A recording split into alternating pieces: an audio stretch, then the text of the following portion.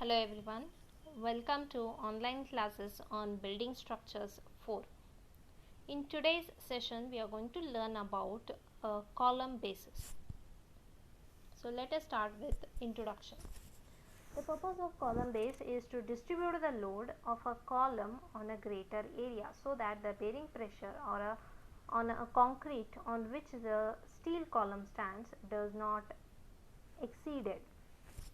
Whenever we provide a steel column, we cannot insert the column into the foundation, or we cannot place the column on a foundation concrete foundation as it is, because steel column will have a concentrated load. The column area will have a concentrated load, and if that load is not properly distributed over the foundation of a concrete foundation, then the column end where the column is connecting to the foundation may fail. And because of that, what we do is we provide a base plate to the column end, and that base plate is again in turn connected to the concrete foundation. So this base plate helps us to distribute the axial column which is coming from the column, and that has to be transferred to the foundation. A base plate gives a bigger bearing area which helps to distribute the load on the foundation cross section or foundation area. Thus, column base transfers a load to a concrete foundation, which in turn transfers the load to the supporting soil. Column bases are primarily subjected to bearing pressure from below and a bending moment and shear forces. Design of column bases include mainly two steps. That is, one is determining the required bearing area on a foundation so as to finalize the cross sectional area of a plate, or the actual area of the base plate. Second one is determining the strength of the plate so that to obtain a required thickness of the plate. So designing a column base is nothing but designing a plate so as to finalize the dimensions of a plate in terms of length, width and thickness. When the soil has a very low bearing capacity, larger concrete blocks may become uneconomical, and in such cases a grillage footing is provided. There are mainly three types of column bases. One is slab base, second one is gusseted base, and third one is grillage foundation. Let us not worry about the grillage foundation and study about a slab base and a gusseted base type of a column bases. For in this, first one is a slab base, where a small load, wherever small loads are applied, a steel plate alone can be used to transmit the loads onto the concrete pedestal. In such a base plate is called as a slab base. If a column is carrying a smaller loads, or the loads are not heavier and it can be distributed evenly, even if we use a smaller base plate, then we call such base plates as a slab bases. The column end is machined to transfer the loads to the slab base by a direct bearing. Here load is transferred to the slab base or a base plate by a direct bearing. No gussets are required for transmitting and provided to retain the parts securely in a place and to resist all the movements and forces other than direct compression. A slab base type of a system consists of a horizontal steel plate which is provided with a bottommost end which is provided at the bottommost end of the column, and it is placed on a concrete pedestal. A column base ensures a bearing pressure between the column and the concrete pedestal is within the permissible limit so that the crushing of a concrete does not occur. The base plate is actually a butt welded to the column and is connected to the pedestal using anchor bolts. You can see this is a typical diagram showing an isolated view, front elevation from along the say length, elevation along the width, and this is a top view. So you can see there is a concrete pedestal or a concrete footing. Over this footing I am providing a base plate. This is a base plate, and over this base plate I'll be providing a column, which is a I section column. These are the flanges of the I section or a column, and this is the web of the I section. Now the junction or the uh,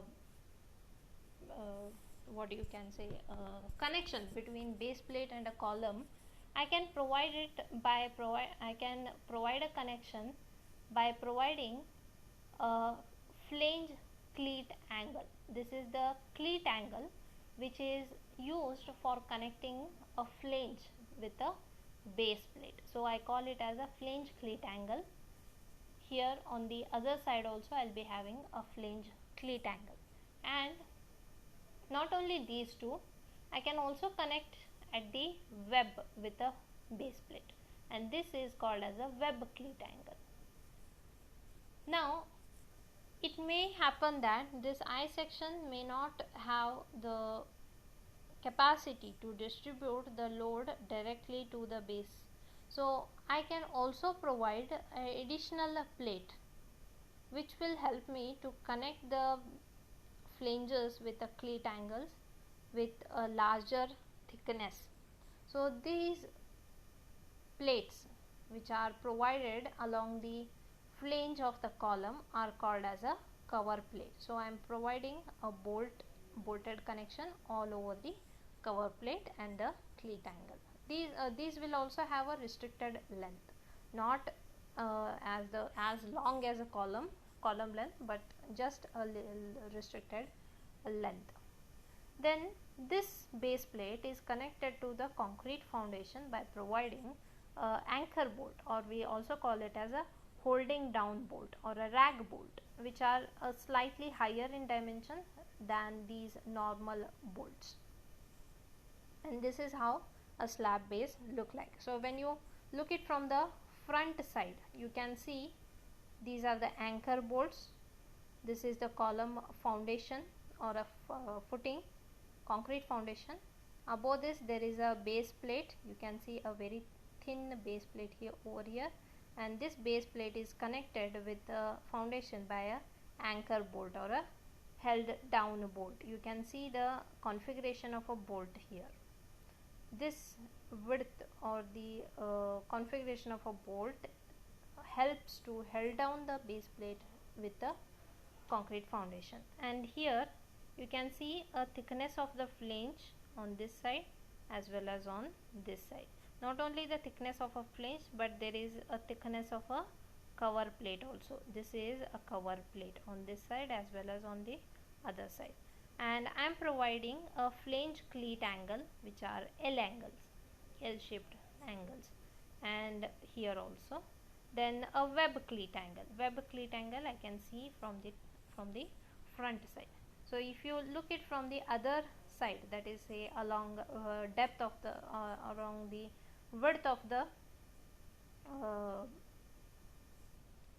slab base system, you can see the similarly a concrete foundation and base plate will remain same, anchor bolts will remain same. Now here you can see the entire flange of the column, and on above the flange there is a cover plate, or in front of the flange there is a cover plate. So what you see here is a cover plate, additional plate, and you can see the bolts when you are looking from this side. Then in top view you can see the I section, that is a column section, then a cover plate thickness here, as well as a cleat angle cleat angle thickness here, and then a cleat angle. And these are the anchor bolts or a rag bolts, and this is a base plate, and this outer rectangle is representing a cement concrete base. So this is a slab based system where there will be a column directly connected to the base plate. No additional elements are required to connect the base plate. Second one is a gusseted base. A column carrying a heavier loads, gusseted bases are used. In this type, column is connected to the base plate through the gussets. The load is transferred to the base partially through bearing and partially through gussets. Gussets are connected by a butt weld. These gusset plates stiffen the base plate, thereby reducing a bending of the base plate. These gussets may be used as an axially loaded column and a beam column. When end of the column is machined for a complete bearing on the base plate, 50% of the axial load is assumed to be transferred to the base plate by a direct bearing, and the remaining 50% will be transferred through the fastening, including the gusset plates, cleat angles, stiffeners, etc. You can see a typical arrangement of a gusseted base. Here a column is not directly connected to the base plate. Instead, I am providing a gusset plates. These are the gusset plate. There is a column, then column is connected to the gusset plate, then this gusset plate is connected to the cleat angle, or we also call that as gusset angle, and then that gusset angle or a cleat angle is connected to the base plate. Then these are the arrangements regarding the flange. I can directly provide a cleat angle to the web. If you see the cross sections here, this is a flange thickness. Then after flange thickness you can see the gusset thickness, gusset plate thickness, and after this there is a flange cleat angle thickness. So these are the three thickness you can see on any one cross section of a flange, here also, on this side also, and all together are bolted here. Then this is a web cleat angle, and the base plate is connected with the flange cleat angle and a web cleat angle by a normal bolt, and a base plate is connected with a foundation by using anchor bolts or a hold down bolts. So this is a typical arrangement of a gusseted base type. This type of arrangements or this type of a connection column bases are used for a heavier loading, where loads are much more comparatively higher and are to be distributed efficiently. Thank you for the session.